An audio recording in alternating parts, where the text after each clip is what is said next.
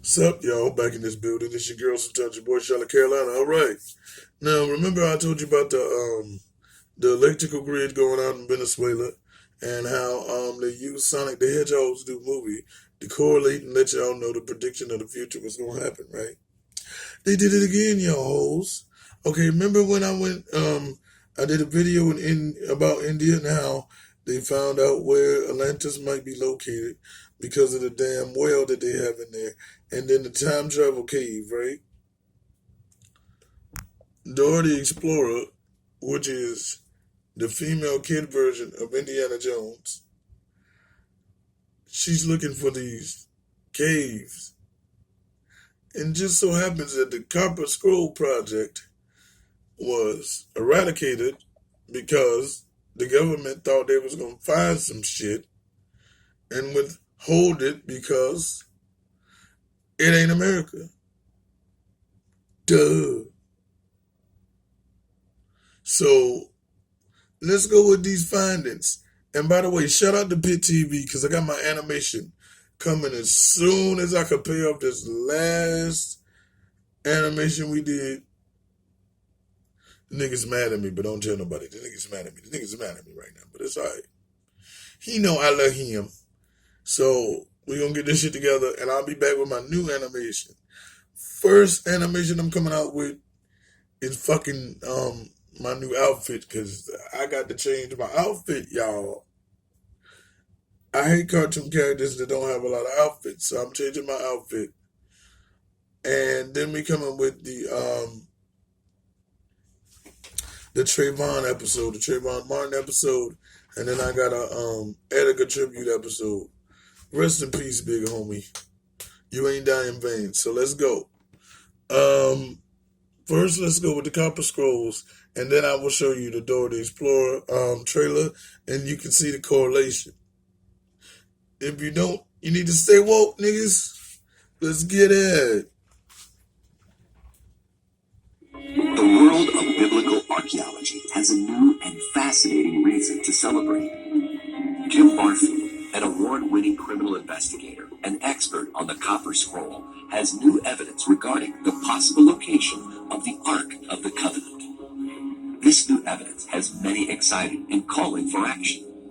In 2006, Jim Barfield unlocked the secrets to the Copper Scroll, which was found in 1952. All indications showed Jim's findings to be the location for the most sought-after treasures in all of biblical history. Within 3 years, the Israeli Antiquities Authority began excavating. Israel's primary newspaper reported how the Israeli Antiquities Authority did the 2009 excavation based on the research from the Copper Scroll Project, but came up with nothing. The report then went out that nothing was found in the suggested locations from the research. While it's true that the excavation did indeed take place and nothing was found, the reports failed to mention that the dig was abruptly stopped for no apparent reason. The original technical agreements for that excavation were abruptly changed during the initial phase of the operation. The agreement allowed for an excavation depth of 2 meters. That's approximately 6.5 feet deep. Before that depth could be reached, it was then suddenly revised to less than 1 meter. In some places, they were only allowed to dig less than 1 foot. Yes, only 1 foot. Yet, most locations identified on the Copper Scroll say the artifacts buried are at a depth of 7 cubits. That's approximately 12 feet. If that wasn't enough, the agreement initially allowed for the approval of 5 locations to be excavated. That approval was quickly cut back to only 3 at the beginning of the dig. No one, except for the authorities, knows why these abrupt changes happened. Regardless, the reports went out that the findings from the Copper Scroll Project produced no discoveries. But needless to say, Jim Barfield's claims were truly never put to a fair test. The initial agreements granted were changed and revised, causing Barfield's claims to be ignored and not fully tested, thus leaving the possible find of the temple treasures still buried. Interestingly enough, in 2013, Qumran was quarantined from having any further excavations. Could it be that someone knows that the Copper Scroll Project is onto something? And Israeli archaeologists confirmed these thoughts by saying, they, the authorities, are afraid that you are going to find something and you will want to excavate.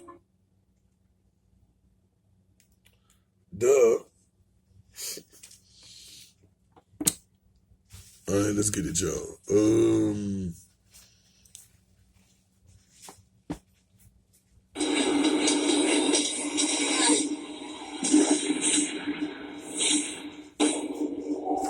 You know the jungle. It's a part of you. But exploring is not a game. And you don't look before you leap.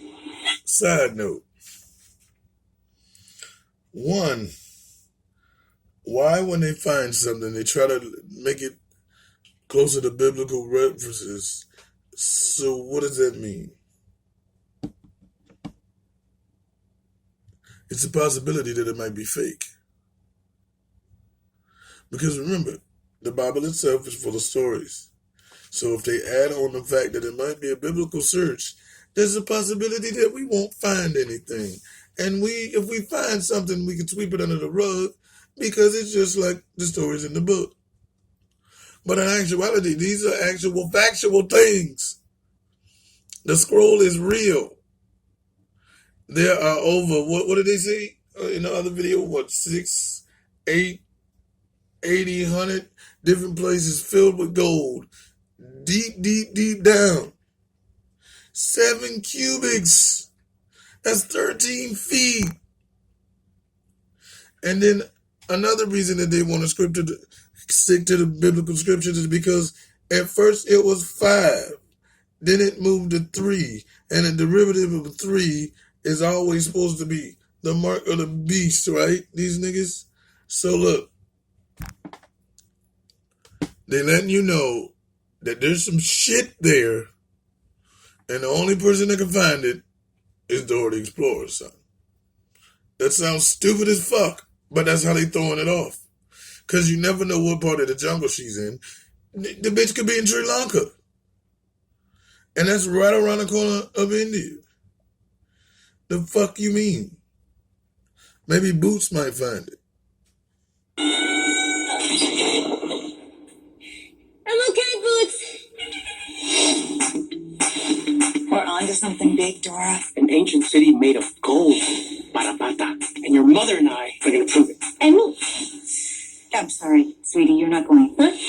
Being in the city around kids your own age, like Diego, might help. So you're going to get invited to some of these parties called raves. The music sounds like this. Oh,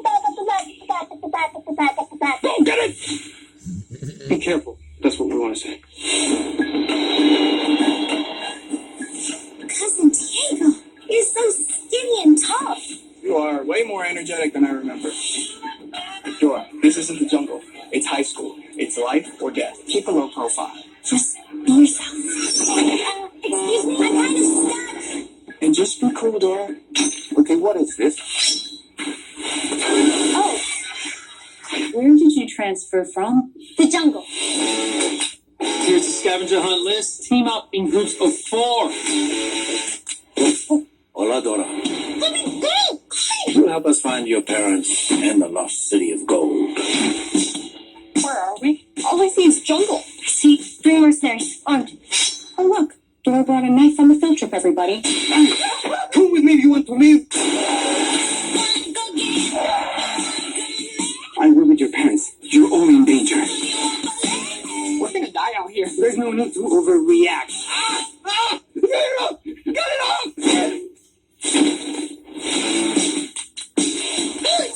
Of course, she knows this monkey.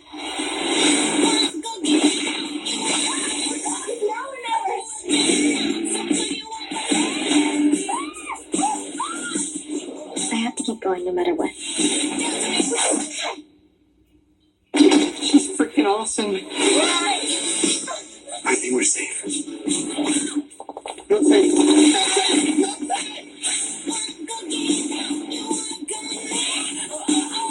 This film is not yet ready.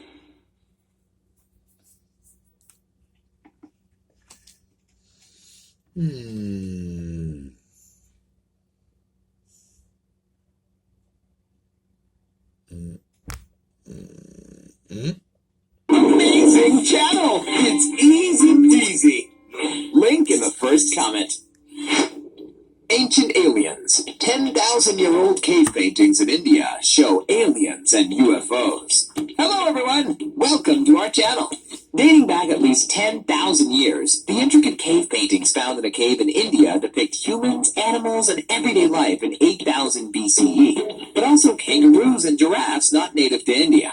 However, the most stunning parts of the cave paintings are the mysterious alien creatures and UFOs, which, according to many, are evidence of ancient alien contact. Several rock paintings found in the Chhattisgarh cave in India have given rise to countless conspiracy theories related to aliens. We in Smart Banana are absolutely sure that these ancient paintings are evidence of alien contact, and in our today's video, we will watch the real proofs of it. By the way, the paintings show scenes that are believed to have been painted more than 10,000 years ago, in which several strange beings and UFO-like objects appear to come down from the sky. The cave paintings feature several spheres which scientists have not been able to identify. The cave paintings are out of this world. The archaeology department in the area is believed to have asked the ISRO space agency for help in determining the strange nature of the paintings. Could this be the ultimate evidence that supports the ancient astronaut theory that presupposes intelligent extraterrestrial beings visited Earth and made contact with humans in antiquity and prehistoric times? According to comments made by Indian archaeologists, there's no question that these paintings depict anything other than extraterrestrials. Archaeologists believe it's evidence of a forbidden history that has survived only because it was written in stone. In addition to the award creatures and disc-shaped objects, many of the paintings are the usual drawings of humans, animals, and everyday life in 8000 BCE. But it also stunned many, because some depict kangaroos and giraffes, not native to India at all, and fish-like creatures. The findings suggest that humans in prehistoric times may have seen or imagined beings from other planets, which still create curiosity among people and researchers. Extensive research is needed for further findings. Chhattisgarh presently doesn't have any such expert who could give clarity on the subject. The paintings are done in natural colors that have hardly faded despite the years. The strangely carved figures are seen holding weapon-like objects and do not have clear features. The nose and mouth are missing, and in a few pictures, they are even shown wearing spacesuits. We can't refuse the possibility of imagination by prehistoric men, but humans usually fancy such things, said archaeologists. The Times of India doesn't seem to give in to the conspiracy theory, and is convinced, as many other readers, that we have actual conclusive evidence of alien contact in ancient times. An article posted online indicates how there are several beliefs among locals in these villages. While few worship the paintings, others narrate stories they have heard from ancestors about Rohilla people, the small-sized ones, who used to land from the sky in a round-shaped flying object and take away one or two persons in the village who never returned. But what makes this story even more fascinating, perhaps, is the fact that similar ancient cave paintings have been found all over the globe.